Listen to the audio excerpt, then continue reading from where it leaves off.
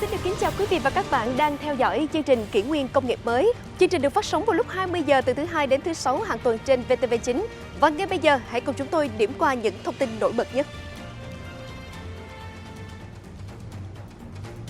Chuyển đổi mô hình khu chế xuất khu công nghiệp Thành phố Hồ Chí Minh theo hướng sinh thái, tạo thêm dư địa, thu hút các dự án chất lượng cao trong giai đoạn tới.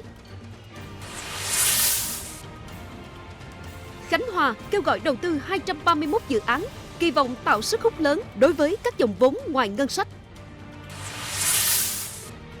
Điện mặt trời áp mái khu công nghiệp, khoảng cách từ chủ trương đến thực tế.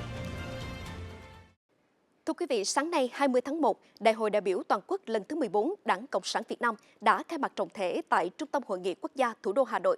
Tại phiên khai mạc đại hội, đồng chí Tổng Bí thư Tô Lâm, trưởng tiểu ban văn kiện, trình bày báo cáo của Ban chấp hành Trung ương khóa 13 về các văn kiện trình Đại hội 14 của Đảng, đề cập đến mục tiêu phát triển 2026-2030 và tầm nhìn 2045.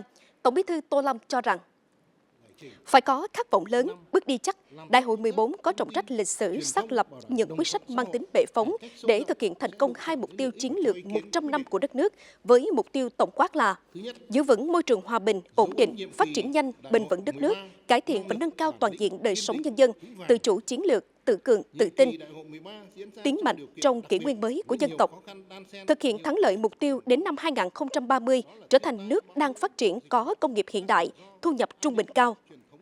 Hiện thực hóa tầm nhìn đến năm 2045 trở thành nước phát triển, thu nhập cao, là một nước Việt Nam xã hội chủ nghĩa, hòa bình, độc lập, dân chủ, giàu mạnh, phồn vinh, văn minh, hạnh phúc, phấn đấu đạt tốc độ tăng trưởng tổng sản phẩm trong nước GDP bình quân cho giai đoạn 2026-2030 từ 10% một năm trở lên, GDP bình quân đầu người đến năm 2030 đạt khoảng 8.500 đô la Mỹ một năm.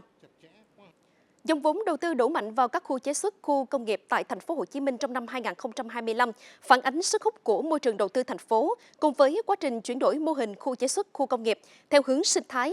Việc triển khai cơ chế luồng xanh theo Luật Đầu tư 2025 được kỳ vọng sẽ tạo thêm dư địa thu hút các dự án chất lượng cao trong giai đoạn tới. Thực tế hiện nay, các chủ đầu tư khu công nghiệp tại thành phố đang không ngừng chuyển mình để mang đến môi trường tốt nhất cho các nhà đầu tư. Nổi bật là mô hình khu công nghiệp tích hợp công nghiệp đô thị dịch vụ của tập đoàn Becamex.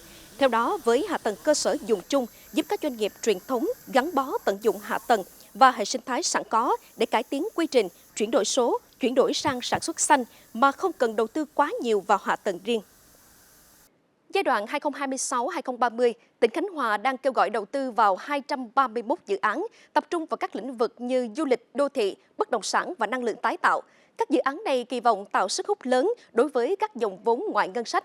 Đây được xem là bước đi quan trọng nhằm cụ thể hóa các quy hoạch phát triển kinh tế xã hội, tạo động lực tăng trưởng trong giai đoạn mới, đưa Khánh Hòa trở thành thành phố trực thuộc Trung ương.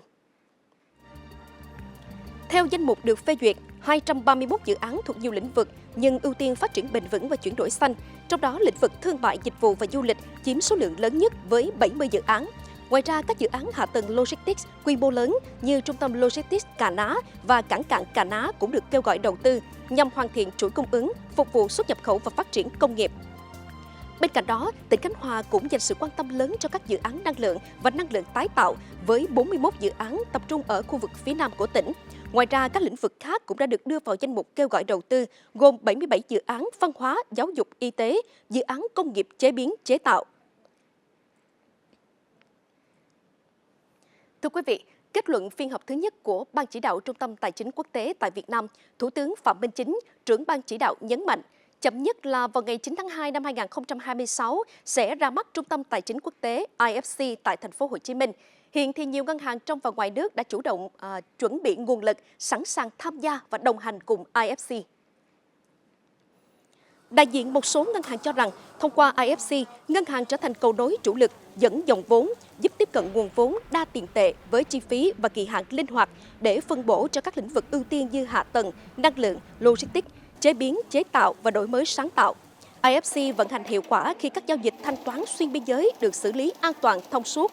Trong đó, các ngân hàng nước ngoài tham gia IFC sẽ đóng vai trò cầu nối giữa hệ thống tài chính trong nước và mạng lưới tài chính toàn cầu, tuân thủ nghiêm ngặt các chuẩn mực về phòng chống rửa tiền, tài trợ khủng bố, quản trị rủi ro ngoại hối và tín dụng xuyên biên giới.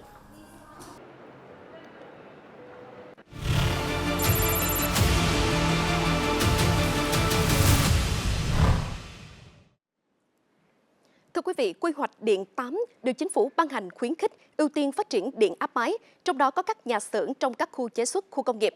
Riêng ở lĩnh vực này thì tiềm năng điện mặt trời áp mái của khoảng 40.000 doanh nghiệp trên cả nước vào khoảng 10 cho đến 20 gigawatt. Nhưng các diễn biến thực tế thì vẫn chưa khớp với chủ trương. Nếu muốn lắp đặt được hệ thống điện áp mái thì doanh nghiệp này sẽ phải vượt qua nhiều quy định. Đầu tiên là giấy phép xây dựng. Thứ hai là được sự chấp thuận đấu nối của ngành điện. Thứ ba là phòng cháy chữa cháy. Hai yêu cầu đầu tiên khá khó vì trước năm 2013, nhà xưởng không cần thủ tục hoàn công. Nhưng sau này để được chấp thuận, lắp đặt điện áp mái là yêu cầu, trong khi doanh nghiệp thi công theo cách cũ. Với việc đấu nối với hệ thống của EVN có liên quan đến công suất phụ tải và việc điều độ hệ thống cũng lại khó. Do vậy, khi muốn gia tăng tỷ lệ điện áp mái mặt trời lên 8% trong tổng số 100 triệu kWh mỗi năm, nhưng hiện chỉ là con số 2%. Khó khăn chủ yếu là quy định pháp lý còn khá phức tạp, khiến tiến độ triển khai bị chậm lại. Chúng tôi mong muốn các quy định, thủ tục pháp luật có thể đơn giản hóa hơn, qua đó hỗ trợ doanh nghiệp triển khai dự án một cách thuận lợi và hiệu quả hơn.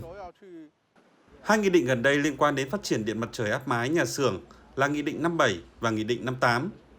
Nhưng hãy tập trung vào Nghị định 58 bởi hầu hết các doanh nghiệp muốn lắp đặt theo mô hình tự sản, tự tiêu nhằm đạt chỉ tiêu sản xuất xanh. Nhưng muốn làm được, ngoài chấp hành các quy định pháp lý, còn phải có sự đồng ý của đơn vị quản lý khu công nghiệp.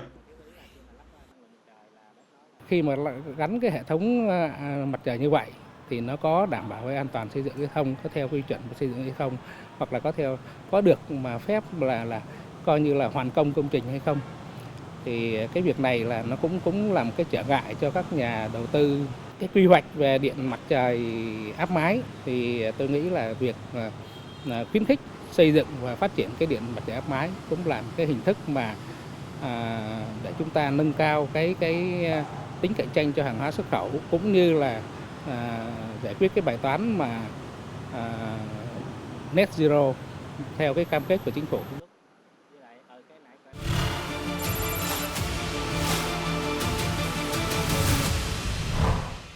Nghị quyết thì có, nhưng đi vào thực tiễn thì chưa. Và ngày hôm nay thì chúng tôi đã mời tới trường quay ông Phạm Đăng An. Vâng, xin chào ông ạ.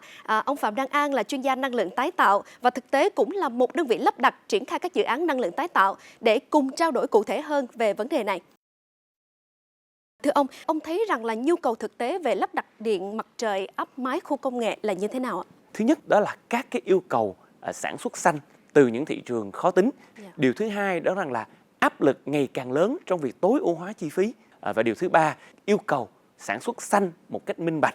Thì chúng ta nhìn thấy rằng là năng lượng mặt trời mái nhà, tự sản xuất, tự tiêu thụ đang là cái phương án đơn giản và hiệu quả nhất. Cũng có nhiều nghị định. Như vậy thì mặt thuận lợi và hạn chế của các nghị định này là gì ạ? Thì chúng tôi nhìn thấy là Nghị định 57 và Nghị định 58 là một bước tiến quan trọng để các doanh nghiệp có cái phương hướng để chúng ta thực hiện cái việc xanh hóa sản xuất, đặc biệt là bằng năng lượng tái tạo.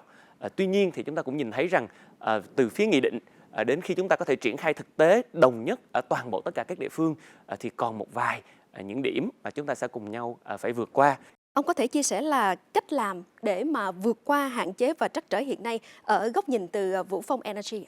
Chúng ta phải chấp nhận là chúng ta từ đầu đi cùng với doanh nghiệp, đi cùng với lại khu công nghiệp để chúng ta có thể hoàn thiện được ngay cả bản vẽ hoàn công của nhà máy, ngay cả hồ sơ phòng cháy chữa cháy và ngay cả các cái yếu tố kỹ thuật liên quan để chúng ta có thể đấu nối. Đối với những nhà máy mà đã xây từ trước 2013 thì khi đó là cái thủ tục hoàn công có thể nó sẽ khác với bây giờ. Thì chúng ta cần phải làm chuẩn lại cùng nhau. Chúng ta cần thêm một số những hướng dẫn chi tiết hơn mà nhà máy có thể thuê lại toàn bộ hệ thống điện mặt trời mái nhà như là một tài sản, như là một cái thiết bị sản xuất. Dạ, xin được cảm ơn ông về những thông tin vừa rồi và buổi trò chuyện ngày hôm nay ạ. Vâng, xin cảm ơn quý vị khán thính giả. Và đến đây thì chương trình Kỷ nguyên công nghiệp mới cũng xin được khép lại. Cảm ơn quý vị và các bạn đã quan tâm theo dõi. Xin kính chào tạm biệt và hẹn gặp lại.